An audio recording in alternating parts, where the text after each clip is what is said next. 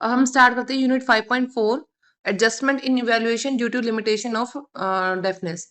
यानी कि हम क्या-क्या हमें चेंजेस लेके आने पड़ते हैं इवैल्यूएशंस में, क्या अडॉप्टेशन, क्या कुछ नई एडजस्ट करनी पड़ती है चीज़ें, कुछ चेंजेस लेके आने पड़ते हैं इवैल्यूएशन जैसे हम नॉर्मल क्लासरूम में कर रहे थे।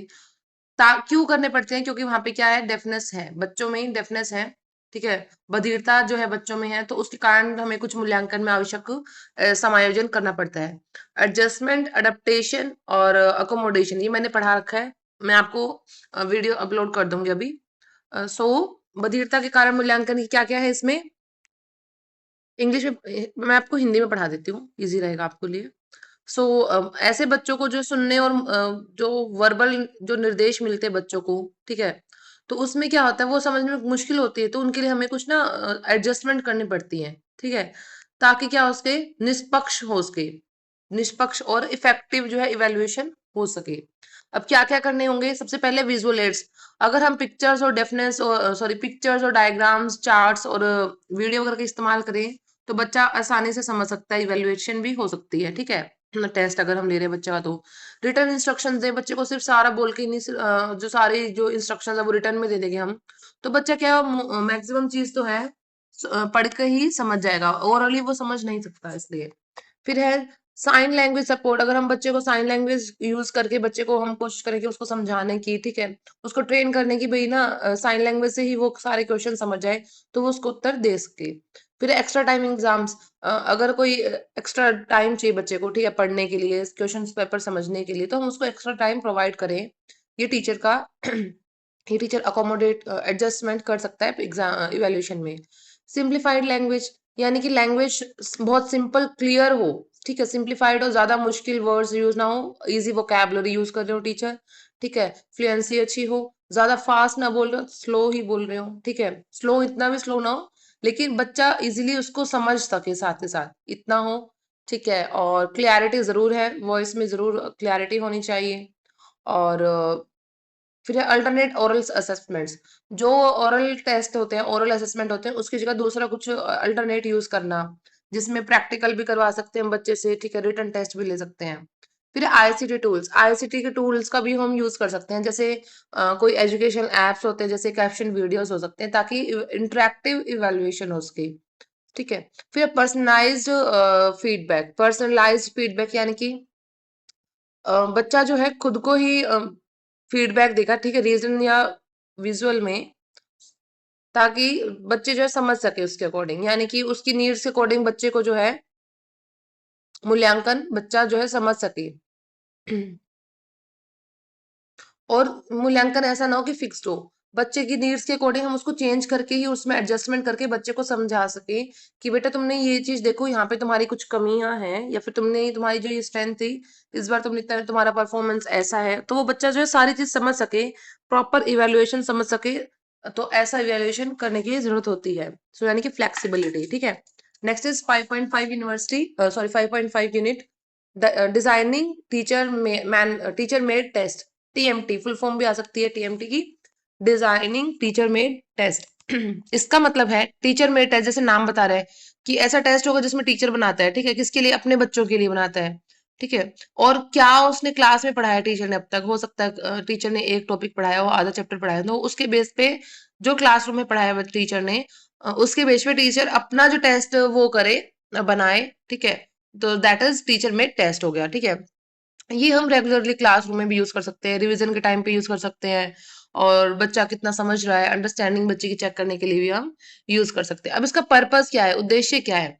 देखो हमें मेन बात यही है, छात्रों ने कितना जाना है, कितना सीखा है, हमें ये पता लगाना ही टीएमटी का पर्पस होगा, मेन मुद्दा यही बात है, ठीक है। उसके बाद में कि भाई कमजोर विषय, बच्चे के जो कमजोर सब्जेक्ट्स हैं उसके बारे में, कमजोर टॉपिक्स के बारे में, जो वीक एरियाज हैं, ठीक है, तो कहाँ इंप्रूवमेंट की जरूरत है उसके बारे में। फिर उनके फीडबैक देना बच्चों को टाइम टू टाइम, फिर आगामी जो फ्यूचर लेसन्स होंगे बच्चों के, उनको उसके प्रिपरेशन करवाने में बच्चों को हेल्प करना। फिर है steps to design TMT in science and mathematics. इसका है कि बच्चों को साइंस और मैथमेटिक्स प्रिपेयर उसमें, तो सबसे पहले डिफाइन द ऑब्जेक्टिव्स, इसमें उद्देश्यों को निर्धारित करें। कैसे? सबसे पहले होगा, तुम्हें टेस्ट अगर हम ले रहे हैं तो सबसे पहले ऑब्जेक्टिव होना चाहिए कि हमें पता क्या लगाना है, ठीक है? ऑब्जेक्टिव्स क्या होंगे उसके? टेस्ट से हम क्या-क्या चीज़ पता लगाएँ? क्या हमारे उद्देश्य हैं जो पूरे होने चाहिए? तो सबसे पहले ऑब्जेक्टिव्स फिक्स करो अपने, ठीक है? देन टीचर को क्या करना चाहिए उनको टेस्ट किस चीज़ का लेना है, ठीक है? जैसे अंडरस्टैंडिंग हो गया, एप्लीकेशन, स्किल, प्रॉब्लम सॉल्विंग, समस्या समाधान यानी कि, ठीक है? तो किस चीज़ का टेस्ट लेना है वो चीज़ भी। फिर है कंटेंट, कौन-सा टॉपिक का लेना है सिलेबस में से जो मैंने पढ़ा दिया है, ठीक है? टीचर ने पढ़ा दिया है, कौन-सा टॉपिक का टेस्ट लेना है वो चीज़। फिर ब्लूप्रिंट, ब्लूप्रिंट यानी कि हमने देखा होगा आपने बोर्ड्स एग्ज़ाम में भी हमें ना एक ब्लूप्रिंट का मिलता है सीबीएसई के द्वारा। जिसमें कहता है ब्लूप्रिंट में ये होता है कि कितने मार्क्स से क्या क्वेश्चन्स आएँगे, एमसीक्यूज़ आएँगे या नहीं आएँगे, शॉर्ट क्वेश्चन्स होंगे, लॉन्ग क्वेश्चन्स होंगे, ट्रू फॉल्स होंगे, उस तरीके से थोड़ा ब्लूप्रिंट मिल जाता है। सो टीचर को भी ब्लूप्रिंट बनाना चाहिए टेस्ट के लिए पहले कि कितने क्वेश्चंस जो होंगे कितने टॉपिक से आएंगे, ठीक है? और किस टाइप के आएंगे, एमसीक्यूज होंगे या शॉर्ट आंसर्स होंगे या लॉन्ग क्वेश्चंस होंगे, ठीक है? फिर है फ्रेम क्वेश्चंस केयरफुली, अब क्वेश्चंस बनाने हैं, ठीक है? इसमें क्या है, सारे अलग अलग टाइप्स के, जैसे ऑब्जेक्टिव हो गए, शॉर्ट, लॉन्ग, प्रैक्टिकल बेस्ड हो गए साइंस के, ठीक है? प्रॉब्लम्स या फॉर्मूला बेस्ड हो गए मैथमेटिक्स के। सो हर टॉपिक में से कितने क्वेश्चंस कवर करने हैं वो सब तो ब्लूप्रिंट में होगा, तब वो क्वेश्चंस कवर जो क्वेश्चंस होंगे वो उसको चूज करना, फ्रेम बनाना, वो क्वेश्चंस बनाने, वो भी ध्यान से करना होगा। फिर लैंग्वेज जो कि वो सिंपल होनी चाहिए और क्लियर होनी चाहिए, ठीक है? कॉम्प्लेक्सिटी ज्यादा ना हो। जो सरल सिंप्लीफाइड होगा, बच्चा उतनी जल्दी ही उसको समझ के और अच्छे से आंसर्स दे पाएगा, ठीक है? फिर है क्वेश्चंस डिफिकल्टी के अकॉर्डिंग करना चाहिए, लेवल जो है बच्चे के, ठीक है? पहले थोड़ा इजी, फिर देन मुश्किल, फिर देन मुश्किल। ये ना हो कि पहले मुश्किल, बच्चा का कॉन्फिडेंस वहीं टूट जाएगा, बच्चा लूज कर जाएगा कॉन्फिडेंस, सो वो परफॉर्म ही नहीं कर पाएगा आगे जो उसको वो कर सकता था। नेक्स्ट, इजी क्वेश्चन से स्टार्ट करके ये मैंने बता दिया आपको। फिर है इंक्लूड इंस्ट्रक्शंस, इंस्ट्रक्शंस को जोड़ना, यानी कि टाइम की लिमिट बताना बच्चों को कि भाई तुम्हारा 2 घंटे का टेस्ट है, 1 घंटे का टेस्ट है। फिर रूल्स बताना कि पार्ट ए में से आपको 4 ही क्वेश्चन अटेम्प्ट करने हैं, या चॉइस है क्वेश्चंस में, या कोई क्वेश्चन मैंडेटरी है तो उसके बारे में कि ये क्वेश्चन करना ही है, कंपल्सरी है। सो उसके बारे में इंस्ट्रक्शंस जो है वो बच्चों को स्टार्टिंग में दे दी जाए।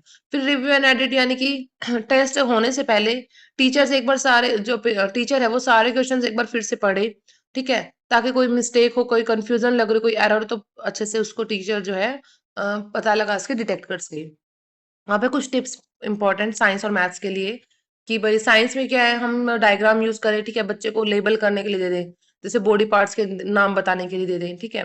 फिर एक्सपेरिमेंट बेस्ड या ऑब्जर्वेशन बेस्ड करवा सकते हैं हम कि हमने पानी की कटोरी बाहर धूप में रखी है, तो पानी के साथ क्या होगा, पानी धूप में उड़ जाएगा, तो क्यों हुआ? क्योंकि इवेल्युएशन हुआ, ठीक है? सो वो एक्सपेरिमेंट बेस्ड हो जाएंगी, रीजनिंग बेस्ड क्वेश्चन हो जाएंगे। फिर हम मैथमेटिक्स में जो रियल लाइफ एग्जांपल्स होते हैं, ठीक है? उसके बारे में step based marking and use simple calculation along with application based sums, मतलब क्वेश्चंस वगैरह के बारे में दे रखा है इसमें, जो हम डे टू डे लाइफ में हम मैथमेटिक्स यूज करते हैं उसके बारे में बता रखा है इन्होंने। फिर समरी है, समरी मैं आपको बता देती हूँ, चलिए।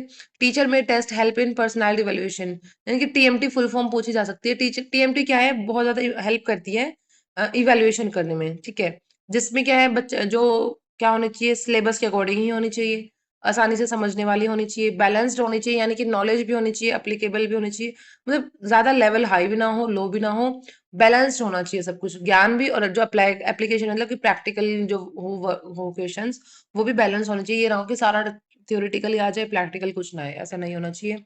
और सब बच्चों के लिए होना चाहिए, यानी कि कोई डिसेबल्ड बच्चा भी है या फिर किसी को स्पेशल नीड्स है बच्चों की, तो वो सारी उसमें फुलफिल होती हो, ऐसा होना चाहिए टेस्ट।